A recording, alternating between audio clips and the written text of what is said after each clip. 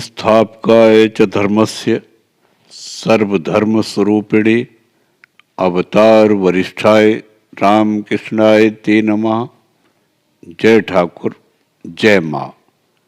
ओम शिव शिव शिव। अमृतवाणी श्री रामकृष्ण देव के अलौकिक दिव्य उपदेश। किसी गांव में एक जुलाहा रहता था। वह बड़ा धार्मिक था। उसकी धार्मिकता के लिए सभी उस पर विश्वास करते थे तथा उससे प्रेम रखते थे। जुलाहा हाट में जाकर कपड़े बेचा करता था। खरीदार के द्वारा कपड़े की कीमत पूछे जाने पर वह कहता, राम जी की इच्छा से सूत का दाम 1 रुपया है। राम जी की इच्छा से मेहनत के 4 आने लगे। राम जी की इच्छा से मुनाफा 2 आना लगाया गया। सो राम जी की इच्छा से कपड़े का दाम हुआ 1 रुपया 6 आना। उसकी बात पर विश्वास कर लोग झट मुंह मांगा दाम देकर कपड़ा ले जाते। जुलाहा बड़ा भक्त था। भोजन के बाद वह गहरी रात तक बरामदे में बैठा हुआ ईश्वर का चिंतन, उनका नाम गुणगान किया करता था। एक दिन उसे बड़ी रात तक नींद नहीं आई। वह बैठे बैठे बीच में तंबाकू पी रहा था। इसी समय रास्ते से डकैतों का एक दल कहीं डकैती डाल करने जा रहा था। उन्हें सामान ढोने के लिए एक कुली की जरूरत थी। वे उस जुलाहे को देखते ही अपने साथ खींच ले गए।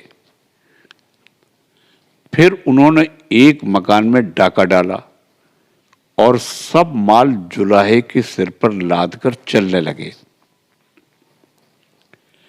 पर इतने में पुलिस आ पहुंची। पुलिस को देख डाकू तो भाग निकले, पर बेचारा जुलाहा सिर पर माल लादे हुए पकड़ा गया। उसे थाने ले जाया गया। दूसरे दिन हाकिम के सामने न्याय होने वाला था। यह खबर सुनते ही गांव वाले थाने जा पहुंचे और हाकिम से कहने लगे, हुजूर, यह बड़ा धर्मात्मा है। यह डकैती हरगिज नहीं कर सकता।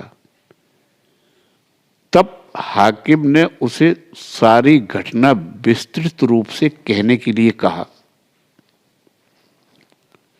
जुलाहा बोला, हुजूर, राम जी की इच्छा से मैंने रात को रोटी खाई। फिर राम जी की इच्छा से बरामदे में बैठकर भगवान का नाम लेने लगा। राम जी की इच्छा से बहुत रात हो गई। ऐसे समय राम जी की इच्छा से रास्ते से एक डाकुओं की टोली जा रही थी। राम जी की इच्छा से वे मेरे हाथ पकड़कर खींच ले गए। फिर राम जी की इच्छा से उन्होंने एक जन के मकान में डाका डाला। राम जी की इच्छा से उन्होंने मेरे सर पर सब माल लाद दिया। इतने में राम जी की इच्छा से पुलिस आ गई। राम जी की इच्छा से सब डाकू भाग गए। राम जी की इच्छा से मैं पकड़ा गया। राम जी की इच्छा से कल रात भर मैं थाने में बंद रहा और आज सवेरे राम जी की इच्छा से मुझे हुजूर के सामने लाया गया। उस जुलाहे की सरलता और धर्म भाव को देख हाकिम ने उसे छोड़ दिया। जुलाहा घर लौटते हुए राह में अपने पहचान वालों से कहने लगा, राम जी की इच्छा से मुझे छोड़ दिया गया। संसार में रहना, संन्यास ग्रहण करना सभी राम की इच्छा है। इसलिए उन्हीं पर सब भार डालकर संसार का कामकाज करो। एक रात को कोई चोर राजमहल में चोरी करने घुसा। उसे सुनाई दिया राजा रानी से कह रहा है, कल सवेरे गंगा जी के किनारे जो साधु ठहरे हुए हैं उनमें से एक जन के साथ राजकन्या का विवाह रचाएंगे। सुनते ही चोर ने सोचा, मैं भी क्यों न गंगा किनारे साधु बनकर बैठा रहूं। यदि भाग्य जाग जाए तो राजकुमारी के साथ विवाह हो जाएगा। उसने वैसा ही किया। दूसरे दिन सवेरे राजा के कर्मचारी उस स्थान पर आकर एक एक कर सब साधुओं को राजकन्या के साथ विवाह करने के लिए विनती करने लगे, पर कोई साधु राजी नहीं हुआ। अंत में राज कर्मचारियों ने उस साधु वेशधारी चोर को आमंत्रण दिया, पर चोर उस समय अपना मनोभाव प्रकट न कर थोड़ा चुप्पी साधे रहा। राजा के कर्मचारियों ने आकर राजा से कहा, एक युवक साधु है, वे शायद राजी हो सकते हैं, परंतु और कोई साधु तैयार नहीं है। तब राजा स्वयं साधु वेशधारी चोर के निकट आए तथा नाना प्रकार से उनकी आरजू मिन्नत करने लगे,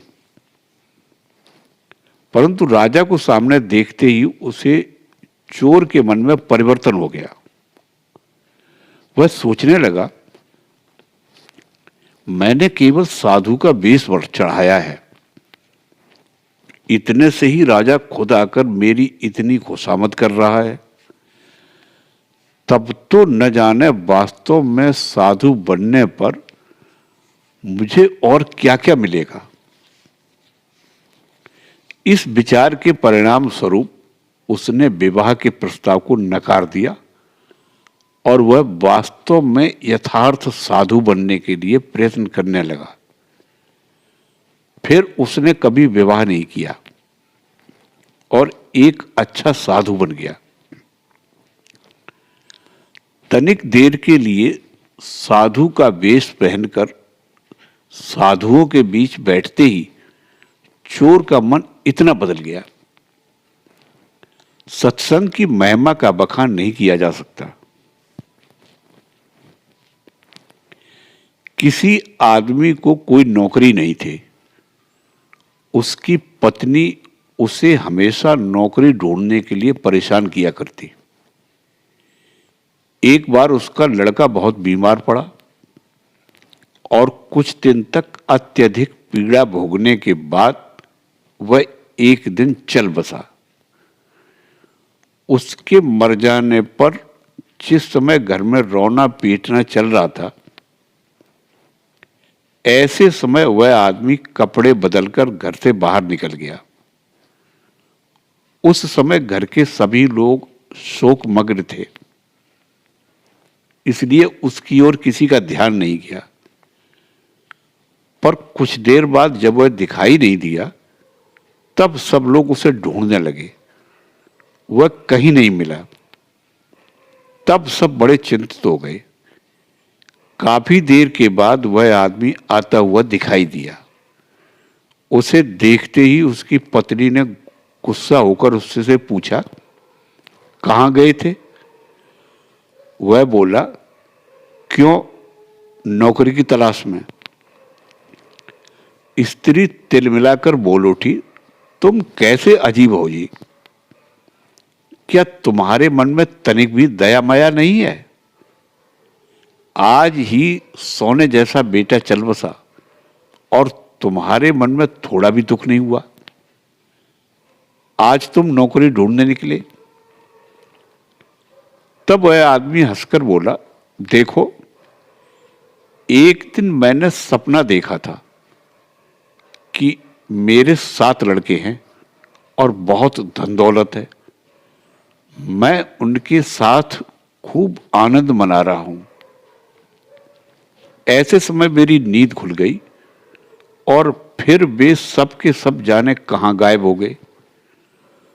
उस समय तो उन 7 बच्चों के लिए मुझे कोई दुख हुआ नहीं। जो संसार को स्वप्नवत जानता है वह साधारण मनुष्यों की तरह संसार के सुख दुखों से लिप्त नहीं होता। एक बार एक युवक सन्यासी किसी के घर भिक्षा मांगने गया। वह बाल सन्यासी था। उसे संसार का कोई अनुभव नहीं था। घर में से एक जवान लड़की ने आकर उसे भिक्षा दी। सन्यासी ने उसके स्तनों को देखकर पूछा, इसकी छाती में क्या फोड़े हो गए हैं? लड़की की मां बोली, नहीं बेटा, इसके पेट से बच्चा पैदा होगा, इसलिए भगवान ने इसे ये स्तन दिए हैं। इन स्तनों से बच्चा दूध पिएगा। सुनते ही सन्यासी बोल उठा, तब चिंता किस बात की? मैं फिर क्यों भिक्षा मांगू? जिन्होंने मेरा सृजन किया वे ही मुझे खाने को भी देंगे। एक व्यक्ति तथा उसकी पत्नी दोनों संसार से विरक्त हो घर द्वार छोड़कर विभिन्न तीर्थ क्षेत्रों की यात्रा करते हुए घूम रहे थे। चलते हुए उस व्यक्ति को राह में एक स्थान पर एक बहुमूल्य हीरा पड़ा हुआ दिखाई दिया। उसकी पत्नी कुछ पीछे थी। हीरे को देखते ही पति के मन में विचार आया, हीरा देखकर मेरी पत्नी के मन में लोभ पैदा न हो जाए, और वह तुरंत उसे ढांकने के लिए उस पर धूल उठाकर डालने लगा। इतने में उसकी पत्नी निकट आ पहुंची और उसने पूछा, यह क्या कर रहे हो? पति झेप गया। पत्नी ने पैर से धूल हटाकर उस हीरे को देखते हुए कहा, अब भी तुम्हारे भीतर हीरा और धूल में भेद बुद्धि बनी हुई है, तब तुम घर छोड़कर बाहर क्यों आए? वैराग्य कैसे साधा जा सकता है? एक बार एक स्त्री ने अपने पति से कहा, मेरा भैया सन्यासी बनने वाला है, उसके लिए वह काफी दिनों से कुछ कुछ तैयारी कर रहा है। पति ने कहा, हट पगली, वह कभी सन्यासी नहीं बन सकेगा। इस तरह तैयारी करके सन्यासी नहीं बना जाता। स्त्री बोली, फिर भला किस तरह सन्यासी बना जाता है? किस तरह सन्यासी बना जाता है देखना चाहती है? कहकर पति ने झट सब कपड़े फाड़कर केवल कौपीन पहन लिया और स्त्री से, आज से तू मेरी मां हुई, कहते हुए घर से निकल पड़ा। फिर वह कभी नहीं लौटा। बनत बनत बन जाई, चलो राम का नाम लो, जैसी उनकी मर्जी। यह सब मंद वैराग्य है। जिसे तीव्र वैराग्य होता है उसके प्राण भगवान के लिए एक तरह व्याकुल रहते हैं। जैसे अपनी कोख की संतान के लिए मां के प्राण व्याकुल रहते हैं। जिसे तीव्र वैराग्य होता है वह भगवान के बिना और कुछ नहीं चाहता। संसार उसे कुएं जैसा प्रतीत होता है, लगता है कि अब डूबा। सगे संबंधी काले नाग की तरह प्रतीत होते हैं, उनसे दूर भागने की इच्छा होती है और वह भागता भी है। वह ऐसा कभी नहीं सोचता कि पहले घर का बंदोबस्त कर लूं, फिर ईश्वर चिंतन करूंगा। उसके भीतर बड़ी जिद रहती है। तीव्र वैराग्य किसे कहते हैं, इसकी एक कहानी सुनो। किसी देश में एक बार सूखा पड़ा। किसान लोग दूर से नालियां काट काट कर खेत में पानी लाने लगे। एक किसान बड़ा जिद्दी था। उसने एक दिन प्रतिज्ञा की कि जब तक नदी के साथ नाली का संयोग होकर पानी न आने लगे, तब तक बराबर नाली खोदता रहूंगा।